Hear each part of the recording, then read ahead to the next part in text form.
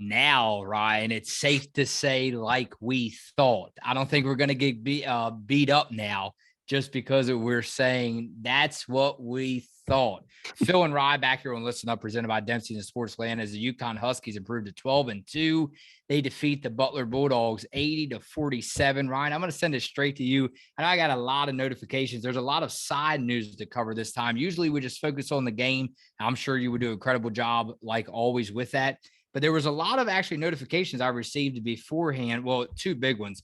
Ducharme out the next two games, and then Gino Auriemma is ill and will not be on the sideline for tonight's game. And that, of course, that was 2 hours ago. Chris Daly to take over head coaching duties. Well, I mean, I don't want to get into that now because we have a game recap to cover, but hopefully I'm just hoping that, because this is two different times now where Gino has missed a not significant amount of time, but I hope that he is okay. I really do. Prayers go out to him. I hope this is not signaling. I don't start any rumors. I hope this is not signaling the end of an amazing coaching career, but we'll just leave it at that. Hopefully this is just something that's temporary and he will get back to usual business, right? Because we have some big games coming up.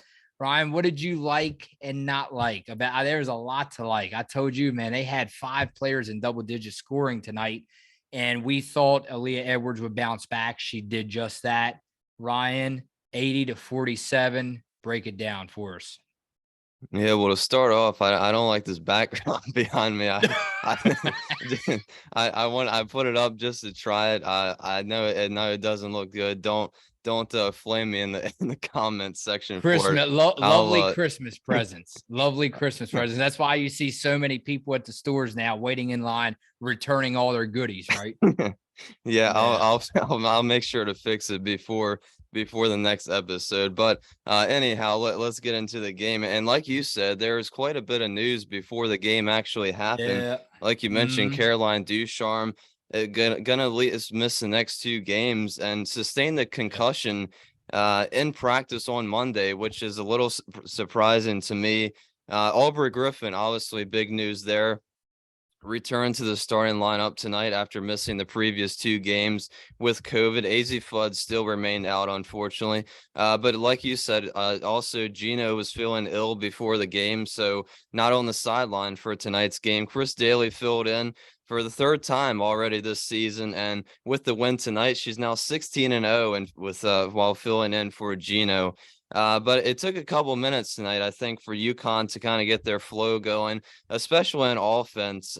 They went on a 10-0 run, and that was fun to watch. Created some turnovers. Aaliyah Edwards started to eat in the paint, and Ayanna got a tough bucket down low, which was good to see. She had family in the stands tonight back at her hometown, so it was good to see that she had her best game of the season so far for her young freshman career. And also tonight we saw Ayanna and Ines sub into the game quite a lot, so they got some good minutes tonight. 20-8 Huskies at the end of the first quarter. Butler started to heat up a little bit in the end of the to start the second quarter, cut the lead to just 5 points, and Butler was giving UConn a run for their money there and playing them tougher than I would have thought that they would in this game. But Huskies started to pull away at the end of the half. Aubrey made the first 3 of the game. They shot 1 of 8 from beyond the arc in the first half, but UConn took a 14-point lead into the half, and UConn continued to build on that lead in the second half. Third quarter, it was actually 6. 1, 2, 3. Wait a minute. 1, 2, 3, 4, 5, 6. Yeah, 6. So I told you wrong. 6 players in double-digit scoring. Yeah, pretty incredible. And speaking of that, they kind of put on the offensive clinic there in the second half, and a defensive clinic as well. Dork and Aaliyah getting steals, running the floor and scoring. UConn got a lot of transition buckets. What is their best known for? Faster than a lot of teams. So it was good to see UConn use their speed as an advantage. And on defense, they got a lot of blocks and steals, forced turnovers, only allowed Butler to score 7 points in that third quarter. And UConn really couldn't have played a much better third quarter. Going into the fourth quarter, UConn continued to dominate. Aaliyah Edwards had a bounce back game. Really, really awesome performance performance again from her tonight. Dorka had a really good game as well, dominated in the paint, and seeing Aubrey get back out there and just make it look effortless. She made it really easy to score. So it was good to see her return to the starting lineup. And I think everybody just had a pretty solid game tonight for UConn. All right. So first of all, I can't count tonight. It was 5 players in double-digit scoring. So I'm going to count one more time: 1, 2, 3, 4, 5, just to make sure. Ryan, before I wanted to bring this up in the beginning of the podcast, and I apologize. I know this is a sports podcast, UConn Huskies women's basketball. I want to just say that you and I, and I'm sure all of our subs, are thinking about and praying for DeMar Hamlin. What a scary night last night. To be honest with you and I, such into sports, I never witnessed anything so scary in my life. No, I never really have either. And I mean, it's not, I don't think it's ever happened during an actual live game that a player like that just, drops on the field. And, that was just a really, really scary situation. I couldn't believe when I heard the news, and I was really speechless, didn't really know what to think. But, I think he's still in critical condition in the hospital. So just prayers go out to him and his family, obviously. And, just hope and pray that he comes out of the hospital and just is able to stay alive, because like you said, it was just a really, really scary incident that happened. And, doing CPR right on the field is obviously something that I personally never thought I would see, not only in football in a live game, but in None any of us sport thought we in would. general. Yeah. Yeah. None of us thought we would. And we never want to see it again, obviously. No. But what a lot of people aren't aware of, a good buddy of mine, and that's Stefan Diggs. I know they're not going to believe me, but Stefan Diggs, a good buddy of mine, West Frederick Middle School. All right, Ryan. So it actually touched home, man, to see Stefan Diggs and this whole team, everybody, the emotions, they were flowing last night. They were flowing, and you're well aware of that. Yeah, and I'm glad they didn't resume that game and decided to just cancel and postpone it. Because that was just such a scary sight. And like I was telling you, I don't know how it would even be possible for the players to go out there and play the game after seeing something like that. Because just like all of us watching at home and seeing it on the internet, I mean, it just like the players, nobody could believe what had just happened.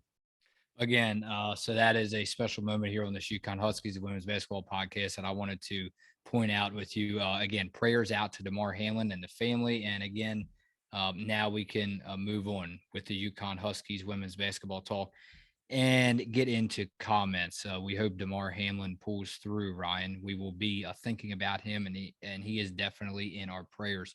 So let's go over, Ryan. What do you want to go over next? I guess let's go ahead and go over, because that was a great recap. Anything else you want to say about tonight's game before we get into comments and wrap it up?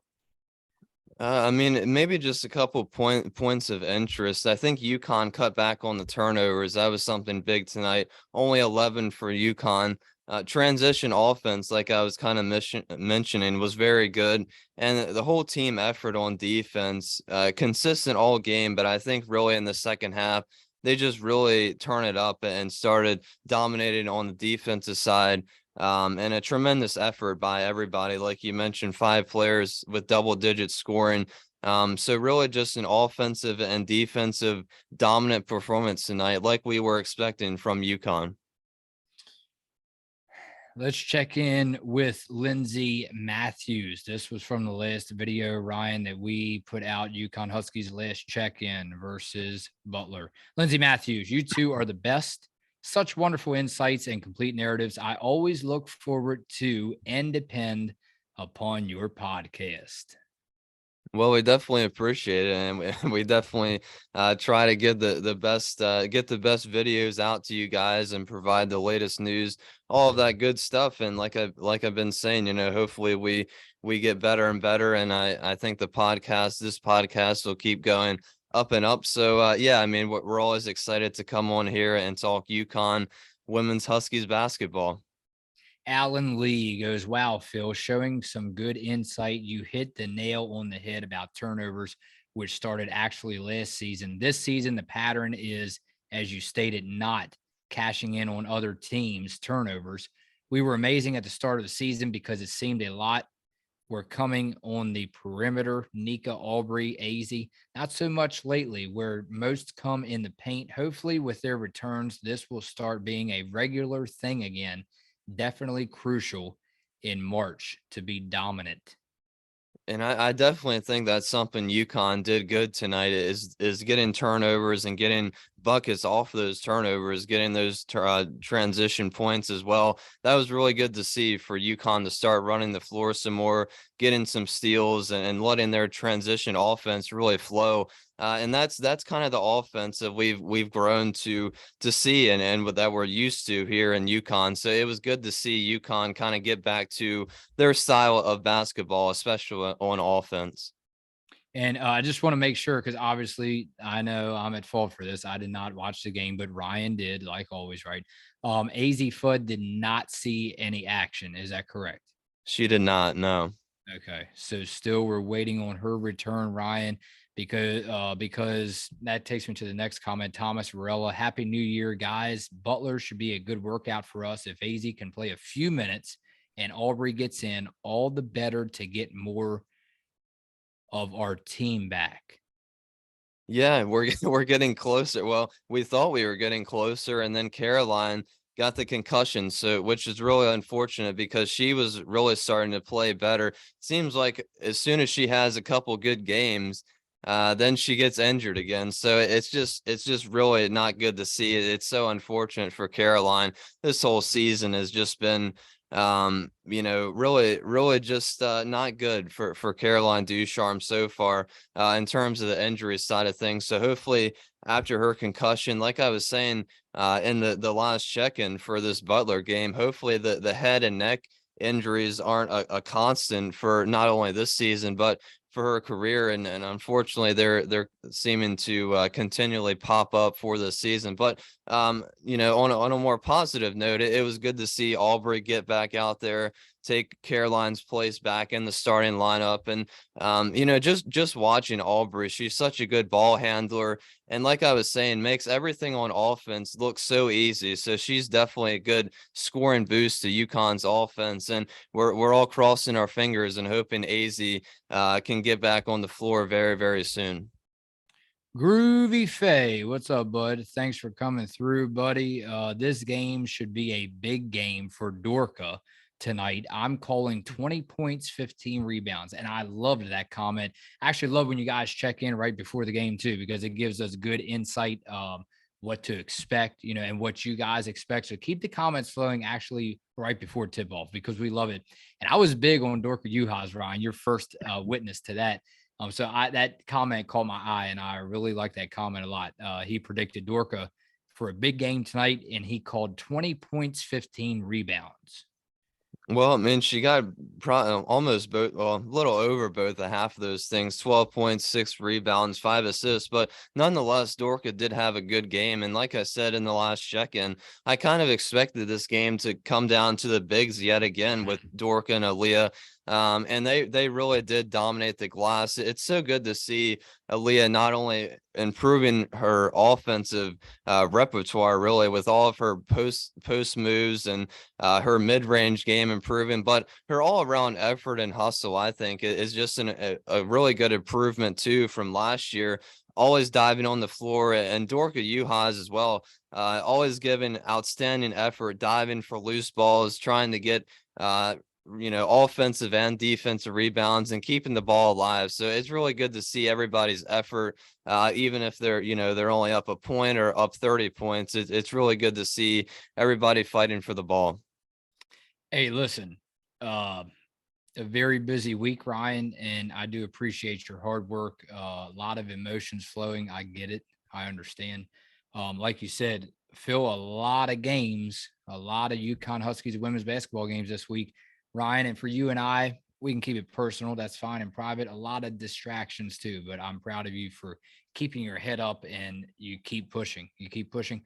Next stop is the Cintas Center, and that's against the Xavier Musketeers. We will be right back here tomorrow morning for you guys.